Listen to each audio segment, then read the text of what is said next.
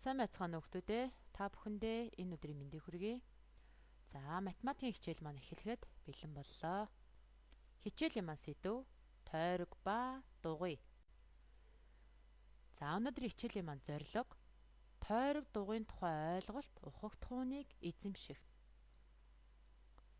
За, зорилгоо биелүүлэхийн тулд дараах алхмуудыг хийж гүйцэтгэх ёстой байгаа. Тойрог дугуйг ялган таних. Тойрог дугуйд цэг тэмдэглэж сурах.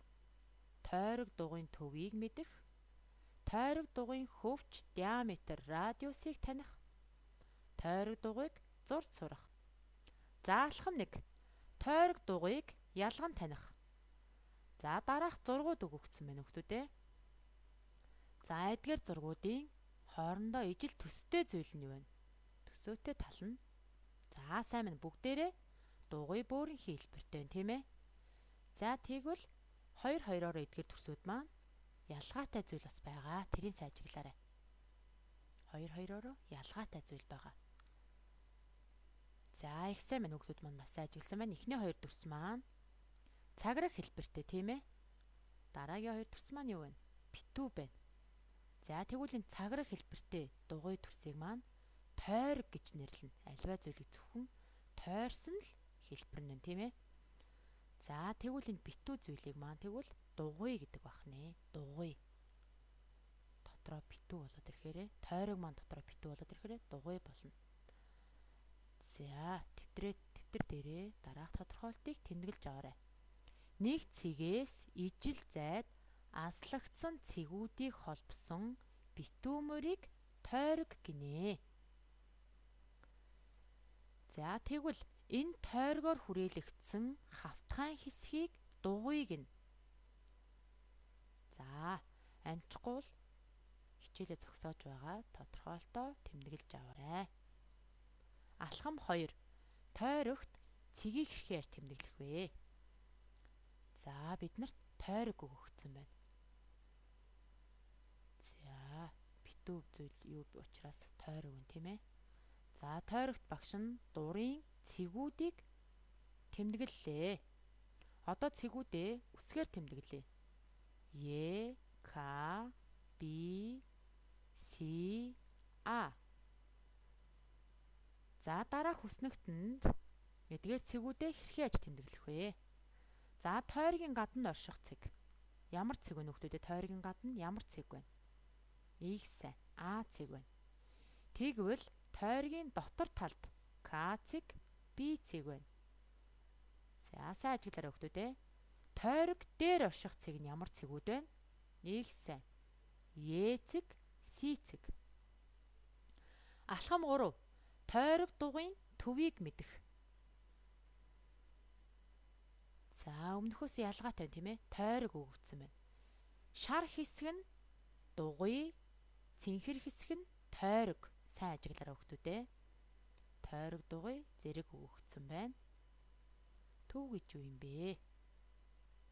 За, багш нэг цэг тэмдэглэлээ. Хаана нь тэмдэглэсэн байна? Их сайн. Төв хэсэгт нь буюу яг голд нь, тийм ээ? Ихэнхдээ төв хэсгийг нь О үсгээр тэмдэглэдэг. Үүнийг дугуй буюу тойргийн төв гинэ. За, тодорхойлолтоо тэмдэглэж аваарай. Тойрог дугуйн яг гол хэсгийг түүний төв гинэ. Төв цэг гинэ. Их сайн. За, алхам 4. Хөвч, диаметр, радиусыг таних.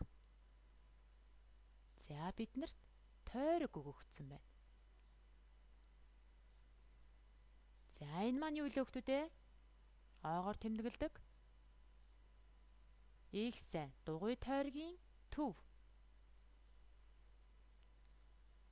За, биднэрт ногоонгийн хэрчим өгөгдлөө.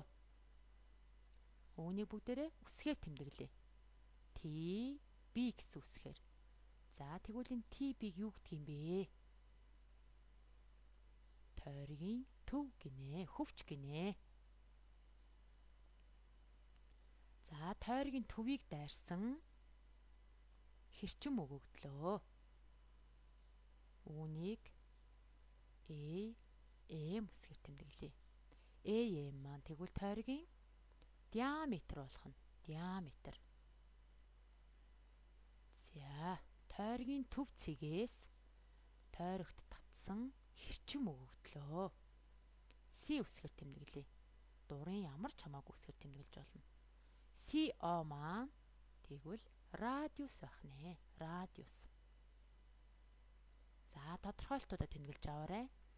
Тойргийн хоёр цэгийг холбосон хэрчмийг хөвч гин. Хөвч маань тойргийн төв цэгийг дайрах нь өгдөө дээ. Дайрахгүй, тийм ээ. Тойргийн төвөөс хол зайд оршиж штэ.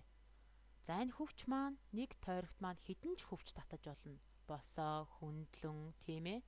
Ямар ч хэлбэрээр хэдэн ч хөвч татаж болно. Хамгийн гол нь тойргийн төвийг дайрахгүй. Тэгвэл тойрог дугуйн төвийг дайрсан хэрчим буюу хөвчийг диаметр гин. Хөвч татаж байгаад тухайн тойргийн төвөө дайрчих юм бол тэр маань диаметр болох нэ. Дараагийн тодорхойлт. Тойрог дугуйн төвөөс тойрог хүртэлх зайг радиус гин. За, радиус маань диаметрээс ямар байна вэ дээ? Богинохон байна. Богино байна. Их сайн. За, тодорхойлтуудаа дэвтэр дээр маш цэвэр гаргацтай тэмдэглэж аваарай.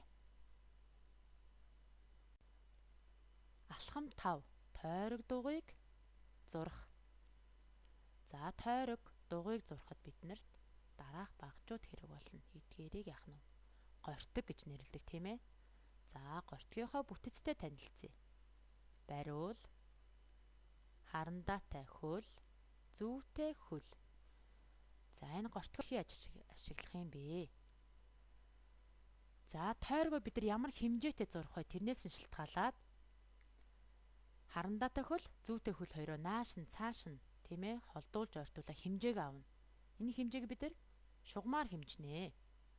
За, жишээ нь бид нар 1 см-ийн радиустай тойрог дугуй зуръя гэж бодъё. Тэгвэл яах нь вэ? Хоорондох хэмжээгээ шугамаар хэмжиж байгаа 1 см. 2 см-ийн хөлбөр холдуулаад томсгож ижигсгэж болно. За, тэмдэглэхдээ эхлээд зурах тойргийн хэмжээг аавна. Дараа нь зүйтэй хөлөө зурах талбайн голд байрлуулад харандаатай хөлийг цагийн зүүнний дагуу гэхээр нар зүв эргүүлээд хөнгөхөөн дагуулan тойрогоо зурнаа. За, тэгээд зүүгээр хатгсан хэсэг маань тойргийн юу болох вэ хөлөөдөө? Их сайн. Тойргийн төв болно. Харандаагаар зурсан хэсэг нь юу болох вэ хөлөөдөө? Тойрог болно.